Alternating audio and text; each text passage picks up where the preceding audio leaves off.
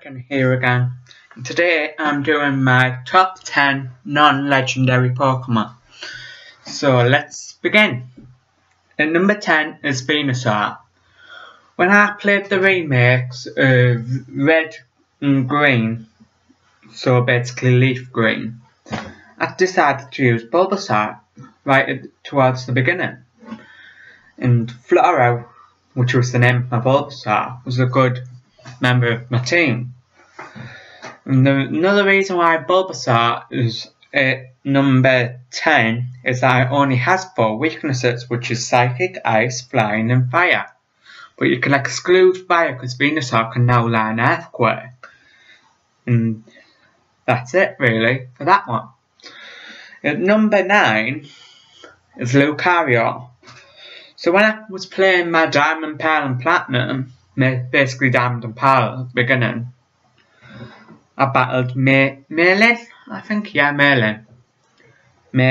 And once I beat Meditating Man Choke, that is when I met her Lucario. I was like, oh my god, that Pokemon is so cool.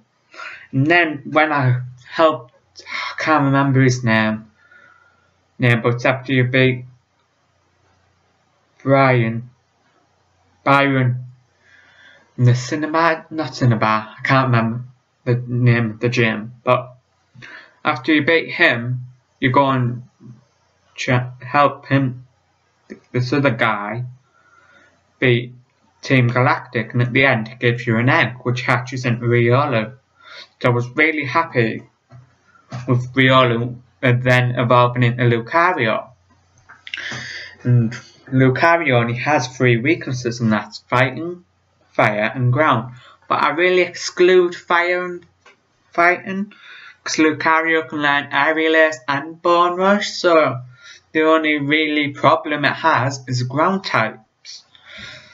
And then that's really it.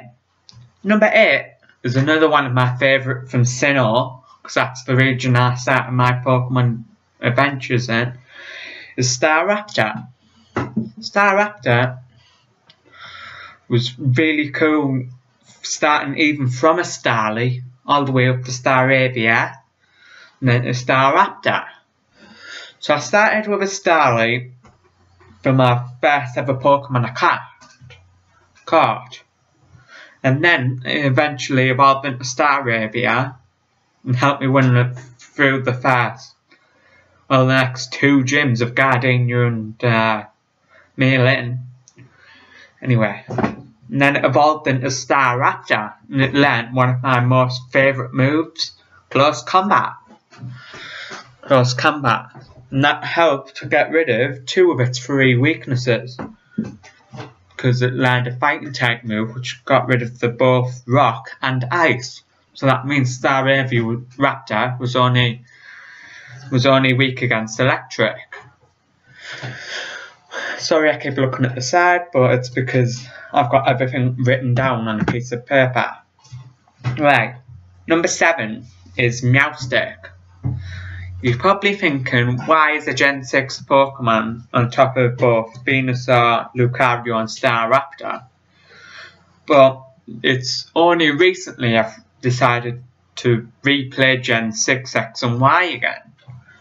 And on one of my favourite Y teams is Meowstic, and it helped me beat the full league, rush through all of the gyms in all of the Elite Four, and even beat most of the champions Pokemon. Even though Meowstic's weak against both Ghost and Dark, I don't really include Ghost and Dark because Meowstic can easily beat Ghost types with a move called Shadow Ball, and it can easily defeat Dark with a move called Dramatic Voice, something like that, which is a Fairy type move. And that's only really Bug what you have to deal with, but there's not many strong Bug types in the region, apart from Scizor of course, which could probably easily beat it. So that's it. Number 6 is one of my favourite Pokemon from Heart Gold and Soul Silver's remakes, and as well my X and Y playthroughs is Lapras, which are called Icicle, yeah. And then the first time I actually met Lapras was in the cave between Falconer's and Bugsy's gym after I got the TM set, and it was on a Friday. I was like, what's that Pokemon in the middle of the lake? And met Lapras. And then, ever since then, I've loved Lapras. Lapras only really has 3 weaknesses, and that's fighting, grass, and electric. But I exclude grass because you can easily defeat it with an ice type move. So it's only really electric and fighting you have to deal with. But then Lapras can learn Psychic, which I use in X and Y, and it helped defeat the fighting types. So that's why. Number 5 is Charizard. Of course, I've used Charizard a lot in a few of my playthroughs, but it wasn't until X and Y where I actually used Charizard all the way through. Charizard was the best to get 2 Mega Evolutions, Charizard X and Charizard Y. Why?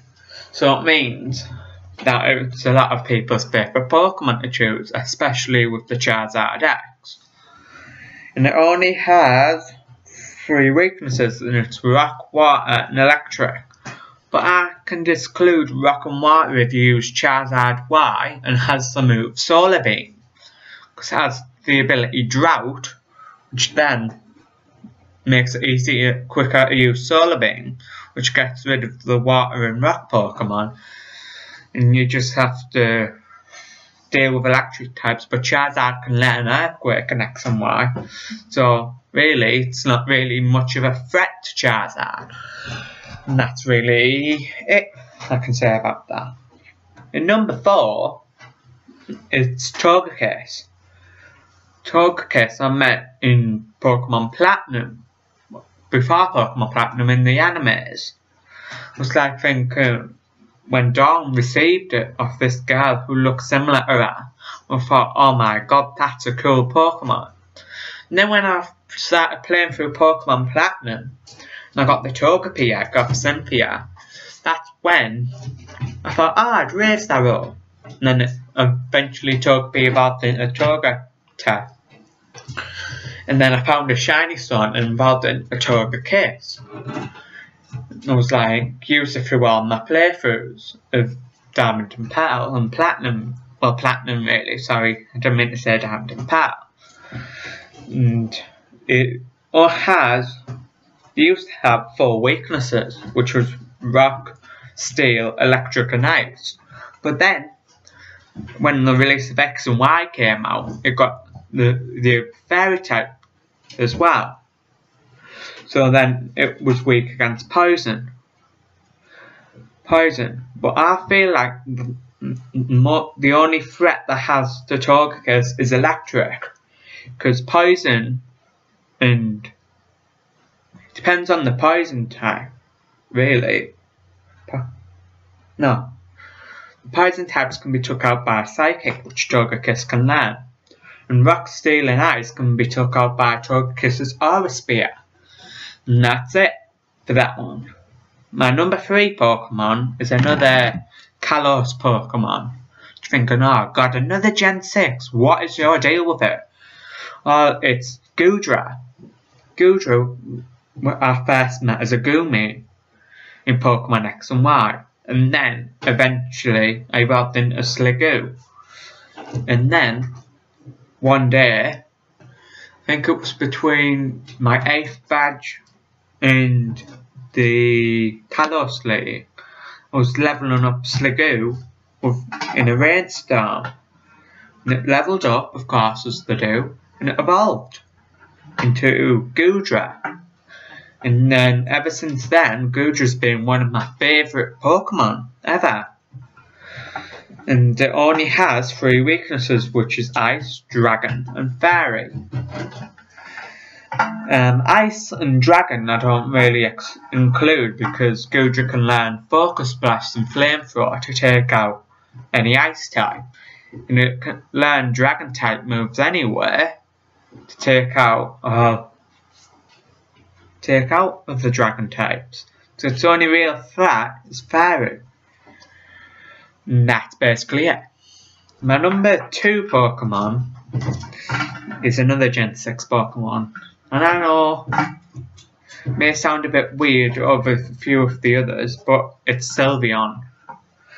You're probably thinking, why Sylveon over either Espeon, Umbreon, Glaceon, Leafeon, Flareon, Vaporeon, or Jolteon, or even Eevee itself?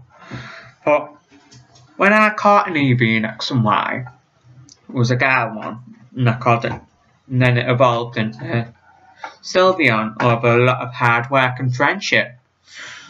And then I think it's just the effort I put in a nymph there, which is Sylveon.